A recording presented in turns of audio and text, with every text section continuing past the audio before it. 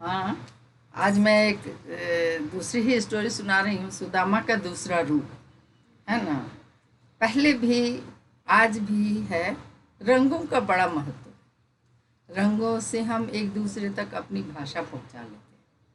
आज के दिन में जैसे है कि किसी चौक पे लाइट का उपयोग किया जाता है, रेड, येलो, ग्रीन। है ना। पहले भी था। तो पहले लोग लाइट नहीं करके उसका क्या करते, जैसे शादी ब्याह हुआ तो वो पीले कलर में एक रंग के चावल और ले जाते थे, उनको उनके दरवाजे पर डालते थे। तो मतलब हुआ कि हमारा शुभ है। इस तरह रंगों का अलग अलग महत्व होता है। और पूजा पाठ में भी मैं खुद भी चुनी हुई हूँ।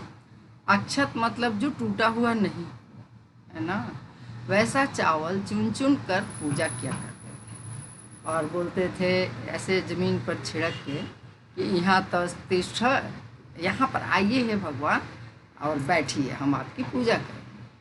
तो उस उजले चावल का मतलब होता था कि हम अपना सब कुछ, उज्जवल चरित्र, उज्जवल मतलब आत्मा के हर एक अच्छे अंश से आपका स्वागत करना है, आप बैठिए। तो उज्जवल हुआ। महीना में दो पक्ष हुआ, एक कृष्ण पक्ष और एक शुक्ल पक्ष। तो ब्लैक और वाइट। तो उजला हो गया एकदम उत्तम चरित्र का परिचय, जिसे हम कहीं भी इस्तेमाल कर सकते थे। यहाँ गच्छ यह तिष्ठ भगवान की पूजा में कर देते थे। उसी तरह कहीं भी, और उसके बाद हम काला तिल भी चढ़ाते थे। तो काला जो होता है वो अंधकार, पाप, कलंक, इसका प्रतीक होता है ना। भाषा समझने की है, मुख्य भाषा में रंगों का प्रयोग होता है। तो सुदामा के बारे में अब मैं बताना चाहती हूँ। सुदामा अपने गांव की बहुत सारे लड़कों के साथ पहले गुरुकुल में जाकर पढ़ने की व्यवस्था थी।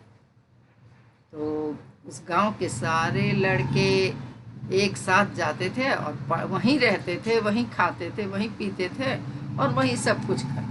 अकेले सुदामा तो थे नहीं, बहुत सारे लड़के थे। और राजा जो होते हैं वो तो एक ही होते हैं। तो राजा के बेटा हुए कृष्ण, राजकुल से हुए बलराम। तो ये लोग तो एक दो ही होंगे ना। इनसे दोस्ती करने के लिए सभी आगे रहते थे।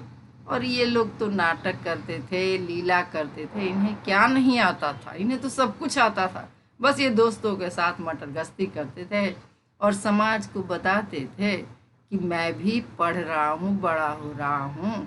और जैसे जैसे गुरु की आज्ञा होती थी वैसे वो लोग करते थे। ये इधर सुदामा के सारे दोस्त पढ़ने में बहुत अच्छे थे, मेहनत करते थे। उन्हें पता था कि हम मेहनत करेंगे तो हम अच्छा पढ़ पाएंगे, बने भी। लेकिन थोड़ी थोड़ी सुदामा के मन में ये बात घर कर गई थी कि ये लोग तो राजकुल से हैं, ये पढ़ें या ना पढ़ें, इन्हें तो सुख ही सुख है, हमें कहाँ मिलने को है। तो थोड़ा सा चिड़चिड़े से रहते थे, अपने दोस्तों के साथ रहते थे। कृष्ण से दोस्ती थी, मगर वो ये नहीं जानते थे कि ये भगवान है। उन्हें तो पता ही नहीं था। वो पूजा करते थे नारायण की, विष्णु की, उस रूप की जो चार हाथ है, चक्र, सुदर्शन, शंख लिए हुए हैं। वो नारायण की वो पूजा करते थे, ध्यान करते थे। काफ़ी ज्ञान था, हो गया उनको, है ना, बहुत ज्ञान। और ब्राह्मण का हर कर्तव्य पूरा करते थे। मगर दूसरा पक्ष जो था उनका, वो हमेशा चिड़चिड़े से रहते थे। तो हमेशा ये कहानी भी आती है कि चना खाने एक बार चले गए जंगल, तो उन्होंने चुरा करके कृष्ण के हिस्से भी खा लिए। और कृष्ण ने पूछा कि मुझे भी बड़ी भूख लगी है तो मुझे भी दो।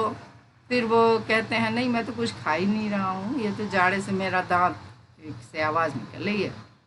अच्छा, लेकिन इन्होंने उनका हिस्सा भी चना खा लिया था। ये एक बार की बात तो सभी जानते हैं। ऐसा हमेशा उनके साथ कुछ न कुछ होता ही रहता था, हमेशा। तो कृष्ण चालाक तो थे मगर संख्या में कम पड़ते थे। उनके बहुत सारे दोस्त थे और इनको भी मज़ा आता था उनसे भिड़ने का, उनसे कुछ न कुछ कहते रहने का।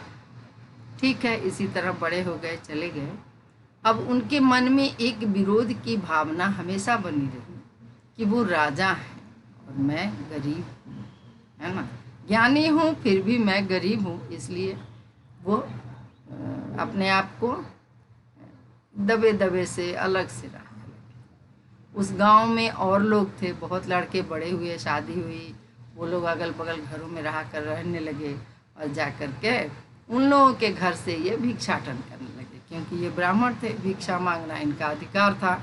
ये कहते हुए 5 घर 6 घर भिक्षा ले आते थे, और जो भी मिलता था उसी से अपना गुजारा करते थे। शादी भी कर ली, बच्चे भी बहुत सारे हो गए। अब सबका पेट तो भरता नहीं था, बच्चे बड़े होंगे तब ना कुछ हेल्प करेंगे, कुछ नहीं। और बस वही विद्या दान पूजा पाठ नारायण का ध्यान किया करते थे, है ना। एक साइड उनका एकदम उज्जवल चरित्र था, लेकिन हमेशा कुछ न कुछ विरोध सोचते सोचते सोचते सोचते सामाजिक दुर्दशा को देखते देखते उनका एक पटल जो था, दूसरा पहलू, वो बिल्कुल ब्लैक हो गया था। आज उनके पास इतना ब्लैकिश हो गया था कि घर में एक दाना उज्जवल चावल भी नहीं था, अक्षत भी नहीं था कि वो कहें किसी को कि आप आइए रहिए या खाइए। अतिथि का तो वो कुछ कर ही नहीं सकते थे। गांव में एक फंक्शन हो रहा था, उसमें सुशीला जो सुदामा की वाइफ है वो जाती हैं और घूमने, तो दूसरी दूसरी सखियां जो औरतें हैं वो कहती हैं कि सुदामा के तो दोस्त हैं कृष्ण, अच्छा वो ये अगर एक बार उनके पास चला जाए तो इसका तो सब दुख ही दूर हो जाए। सब बातें करने लगे, तो और इनका तो होगा ही, हम लोगों का भी दूर हो जाएगा, क्योंकि उन्हें पता है कि इनका साथ देने के लिए वो लोग भी चुप करके बैठ गए थे अपने अपने घरों में। तो इनकी पत्नी जब लौट के घर आई तो इन्होंने पूछा, क्या सच में कृष्ण आपके दोस्त हैं? बोले हाँ हैं, सहपाठी थे हम लोग, सभी साथ साथ पढ़े हैं। तो आप एक बार जाके उनके यहाँ बताइए तो सही। जैसे मान लो आज कोई हमारा साथ पढ़ने वाला, तुम्हारे साथ रहने वाला अगर कोई बड़े पोस्ट पे चला जाता है तो जाते हो ना कि थोड़ी मेरी भी पैरवी करने के लिए, या कोई जॉब पता हो तो हमें बता दो, हम भी करेंगे। ये ऐसे ही होता है। पहले राजा महाराजा के यहाँ जाते थे तो कुछ न कुछ उनको काम मिल जाता था और वो बड़े मज़े में रहते थे। अब इनकी पत्नी जिद करने लगी, जाइए एक बार तो कृष्ण से मिलाइए, वो आपके दोस्त हैं। ये करें तो क्या? उनकी बात मान के बोले कि ठीक है, अब बताओ मैं क्या लेके जाऊं, मेरे पास तो कुछ भी नहीं है। अच्छा, तो मैं अब फिर वो उसी सखियों के पास जाती हैं जिन लोगों ने ये सलाह दी थी कि जाइए और ये अगर चले जाएं कृष्ण के पास तो इनका सब कुछ हो जाएगा। तो वो जाती हैं, जाके बोलती हैं कि भाई थोड़ा सा चावल दीजिए, मैंने तैयार किया है, अब वो जाएंगे कृष्ण के पास। अच्छा, तो सबने चावल दिया अपने अपने घर से, सबने अक्षत दिया, उजला चावल दिया, मगर आप कहीं 5 जगह से लेते हैं तो वो 5 किस्म का हो जाता है ना। वो तो पता चल जाएगा कि 5 जगह से लिया हुआ 5 किस्म का चावल है, कोई टूटा है, कोई पतला है, कोई छोटा है, सब है, मिक्स है। भगवान तो देख के समझ ही जाएंगे, उनको तो ऐसे भी पता है। अब सुदामा का सोचो कि आज उनके पास एक अपने चरित्र उज्ज्वलता, विद्वता नहीं, उज्ज्वलता तनिक भी नहीं बची है कृष्ण के प्रति कि वो अपने घर से कुछ लेके जाए। वो उनकी पत्नी जगह जगह से मांग के लाती हैं और उन्हें देती हैं कि आप ये लेके जाइए गट्ठर बांध के और ले जाइए कृष्ण को, यही कि दीजिएगा।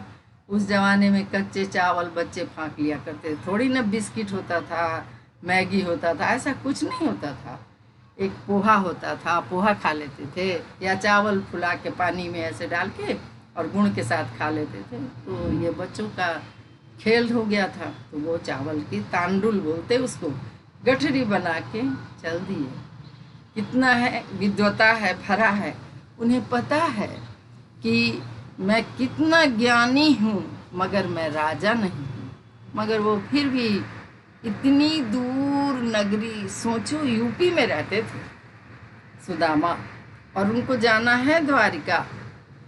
उस समय में रेल, ट्रेन, बस ऐसा कुछ भी नहीं था। वो धीरे धीरे, ऐसा नहीं है पिक्चरों में दिखाते कि अभी चले और 2 मिनट में पहुंच गए, ऐसा नहीं था। बरसों लग गए उनको पहुंचने में। जगह जगह गांव में जाते थे, मंदिरों में रुकते थे। पहले कोई आके मंदिर में बैठ गया तो उसको अतिथि मानते थे, चाहे साधु हो, चाहे किसी गांव से आके बैठ जाए, सारे गांव के लोग चावल भेज देते थे, सब्जी भेज देते थे कि बना के खा लेगा। इस तरह खा पी के वो थोड़ा सो के आराम करके फिर वो प्रस्थान करते थे। जाते जाते बरसों लग गए उनको वहाँ तक पहुँचने में। कपड़े गंदे हो गए, फट गए, पैर में कितनी जगह चोटें आ गई, मगर वो गठरी वो उसमें से खर्च नहीं किया, वो संभाल के लिए जाते और पहुँचे कृष्ण के दरवाजे पर। कृष्ण को पता चला तो सोचा, अरे आज तो इसका अहंकार जो था, एक अहम जो था इसके मन में, वो नहीं है, वो अब खत्म हो गया। विद्युता तो है ही। दौड़े आए और उन्होंने गले लगाया, गले लगाया। अब ये थोड़ा सकुचाए, बहुत सकुचाए, थोड़ा सा बतियाए, बैठे, पैर धुले, उनको अच्छे से वस्त्र पहनाया। उन्हें अच्छा नहीं लग रहा था कि हम जैसे हैं वैसे ही क्यों नहीं रहने दे रहे मुझे। और उन्होंने चावल खाए। इनको तो इनको लगे कि भाई ये तो जो चावल लेके आया था उसमें से भी खा गया, कुछ तो किया नहीं। कुछ दिन रखा, पहनाया, उनको खूब अच्छे से रखा, सालों लग गए और ठीक से विदाई की। बहुत कुछ दे होकर के विदाई की।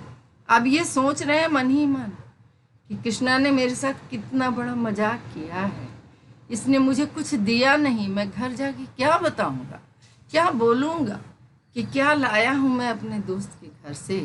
बिल्कुल नारायण नारायण करते ही चले जा रहे हैं। उन्हें पता ही नहीं नारायण का दूसरा रूप ही कृष्ण है, मगर वो अपने मन में सोचते जा रहे हैं कि अब मैं क्या कहूँगा सुशीला से, क्या कहूँगा बच्चों से।